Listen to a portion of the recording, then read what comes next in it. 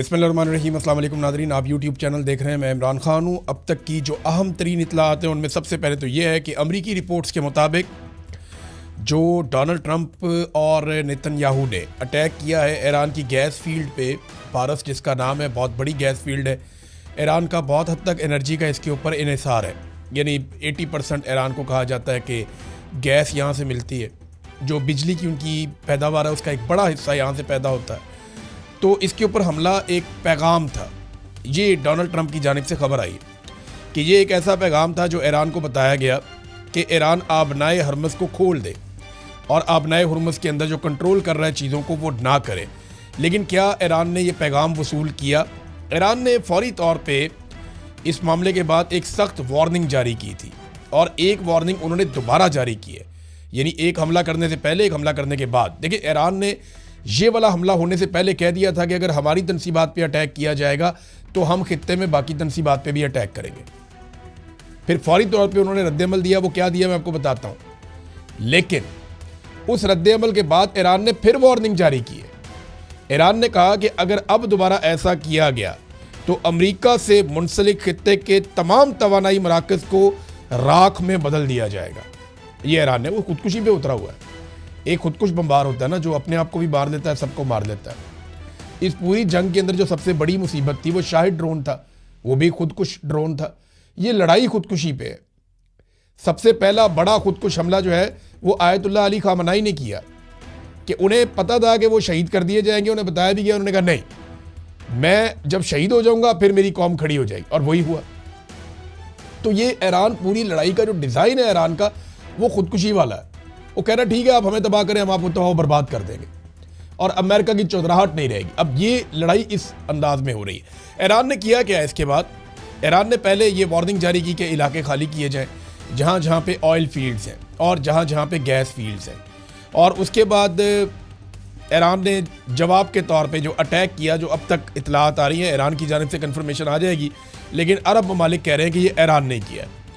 Qatar में, Saudi अरब में और यूएई में जो एनर्जी साइट्स हैं उनके ऊपर हमले हुए हैं और ये शदीद हमले इसराइल के ऊपर भी हो रहे हैं। जबकि अभी वार्निंग जारी की गई ईरान की जानिब से कि इसराइल की जितनी भी रिफाइनरीज हैं या तेल से मुंसलिक, गैस से मुंसलिक जितनी उनकी मकामात हैं वो सारे खाली कर दिए जाएँ, क्योंकि अब ईरान वहाँ पे बड़ा हमला कर सकता है। कतर ने बताया कि वहाँ पे रास लाफन जो गैस फील्ड है उसे बड़ा अच्छा खासा नुकसान पहुँचा है ईरानी हमले की वजह से। उन्होंने ईरान के बारे में कहा और इसके बाद कतर ने ईरान का जो सफारती अमला है उन्हें नापसंदीदा शख्सियत करार देकर 24 घंटों में कतर को छोड़ने का उन्हें हुक्म जारी कर दिया कि कतर को छोड़ के चले जाएं वहाँ से। और उन्होंने बड़ा ज़बरदस्त किस्म का, सख्त किस्म का मज़म्मती एक बयान भी कतर ने जारी किया है। यूएई की जो अबू धाबी में हबशान गैस फील्ड है वहाँ पर अटैक हुआ और उसे फिर यूएई ने बंद कर दिया। यूएई ने इसके बारे में बताया कि वहाँ पे काफ़ी नुकसान हुआ, उसके बाद उसको बंद कर दिया गया है। फिर सऊदी अरब के बकौल उसकी 2 रिफाइनरीज के ऊपर अटैक किया गया है, लेकिन सऊदी अरब ने इंटरसेप्ट किया। मुझे ऐसा लगता है कि ईरान ने सऊदी अरब पे जो अटैक किया वो जानबूझ के इस नौइयत का था कि सऊदी अरब ने उसको इंटरसेप्ट कर लिया और इतना नुकसान नहीं हुआ। 4 लोग ज़ख्मी हुए हैं, जो मलबा गिरा मिसाइलों का नीचे, उसमें 4 लोग ज़ख्मी हुए हैं। सऊदी अरब ने यह स्टेटमेंट दिया कि ईरान का जो कुछ भरोसा बचा था वो इन हमलों के नतीजे में चला गया। और सऊदी अरब ने यह भी कहा कि वो ईरान के खिलाफ फौजी कार्रवाई का हक महफूज रखता है। अब ये तो आ गया जनाब उनका स्टेटमेंट। और कुछ डेवलपमेंट भी हैं जो ईरान ने किए हैं फौरी तौर पे आज के दिन में, क्योंकि एक डाटा है मेरे पास। उस डाटा को अगर आप देखते हैं तो आपको समझ आती है कि ईरान ने पहले दिन बहुत बड़े पैमाने पर हमले किए थे, फिर 1-2 दिन के बाद उन हमलों की शिद्दत में कमी आ गई थी।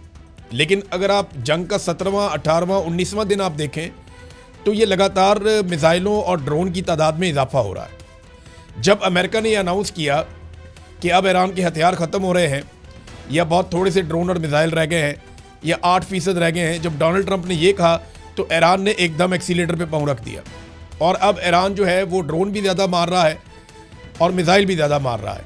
और इस मरतबा उसके ड्रोन और मिसाइल्स निशाने पर इसलिए लग रहे हैं कि खित्ते का जो एक इंटरसेप्शन का निज़ाम था, दिफाई निज़ाम था, फ़िज़ाई दिफाई निज़ाम, वो काफ़ी हद तक ईरान ने पहले ही मुतासर कर दिया है।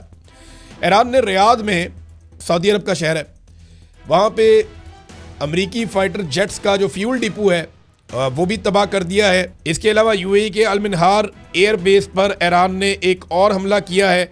इसराइल के बिन गवीरियान एयरपोर्ट पर तबाही मचा दी है, वहाँ पे 3 तैयारे भी तबाह होने की इत्तला आई है।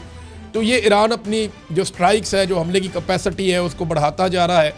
और जिस तरह ईरान के ऊपर ज़्यादा हमले होते हैं, उसी तरह ईरान वापस भी ज़्यादा हमले करता है।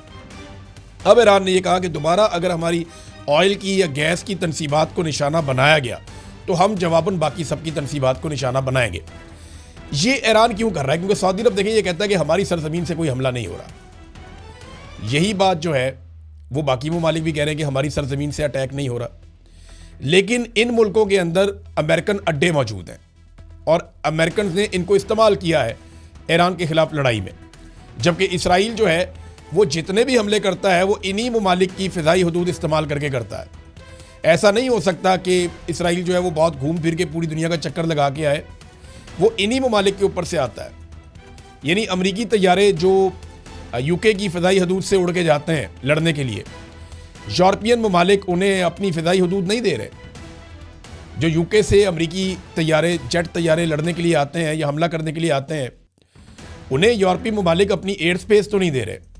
ना स्विट्ज़रलैंड ने दी है, ना बाकी ममालिक दे रहे हैं। स्पेन वैसे ही बहुत खिलाफ हो गया है और फ्रांस ने भी जंग में शामिल ना होने का फ़ैसला किया है। तो जो अमरीकी जेट तैयारे हैं वो एक बहुत लंबा चक्कर लगाते हैं समंदर में और उसके बाद वो फिर गुजरते हैं इटली, स्पेन के पास से फिर आगे इटली आ जाता है, फिर यूनान आ जाता है। इस एरिया में वो अपनी रीफ्यूलिंग करते हैं जो हवा में हो जाती है। रीफ्यूलिंग के बाद वो फिर जो मेडिटेरेनियन सी है वहाँ से दाखिल हो जाते हैं इसराइल की हदूद में। इसराइल से आगे उर्दन, सऊदी अरब और फिर इराक। इसके बाद वो जाकर अटैक करते हैं ईरान के ऊपर। तो सऊदी अरब की और इराक की और उर्दन की, इन ममालिक की जो फ़िज़ाई हदूद है और इसराइल की, ये इस्तेमाल होती हैं जब भी ईरान के ऊपर अटैक करना होता है और ये अमेरिका इस्तेमाल कर रहा है। अब आप अंदाज़ा करें कि यूरोपीय यूनियन या यूरोपीय ममालिक अपनी फ़िज़ाई हदूद अमेरिका को नहीं दे रहे। कई ममालिक अपनी फ़िज़ाई हदूद अमेरिका को नहीं दे रहे, लेकिन अरब ममालिक की फ़िज़ाई हदूद अमेरिका इस्तेमाल कर रहा है। वजह यह है कि दिफाई नुक्ता नज़र से इनके कुछ मुआहदे हैं और अमेरिका सऊदी अरब का, यूएई का, कतर का, उर्दन का, इन ममालिक का दिफा भी करता है और इन्होंने आपस में दिफाई मुआहदे किए हुए हैं। बहरहाल इस हमले के बाद, या ये जो हमले हुए हैं इसके बाद काफ़ी कशीदगी है और ईरानी वज़ीर ख़ारजा ने फ़ौरी तौर पर राब्ते भी किए। हमला करने के बाद उन्होंने तुर्की से रब्ता किया, सऊदी अरब के वज़ीर ख़ारजा से रब्ता किया, मिस्री वज़ीर ख़ारजा से रब्ता किया और पाकिस्तानी वज़ीर ख़ारजा से भी उनकी टेलीफोनिक बात हुई है। और सऊदी अरब ने फ़ौरी तौर पे एक मीटिंग बुलाई इन हमलों के बाद कि अब करना क्या है। तुर्की के वज़ीर ख़ारजा थे उस मीटिंग में, सऊदी अरब के वज़ीर ख़ारजा थे, मिस्री वज़ीर ख़ारजा थे और इन्होंने टेलीफोनिक रब्ते भी किए हैं मुख्तलिफ़ ममालिक के वज़राए ख़ारजा के साथ। तो इस वीलॉग में अब तक के लिए इतना ही। नाज़रीन, अपना ख्याल रखिएगा, अपने इस चैनल का भी। अल्लाह हाफ़िज़।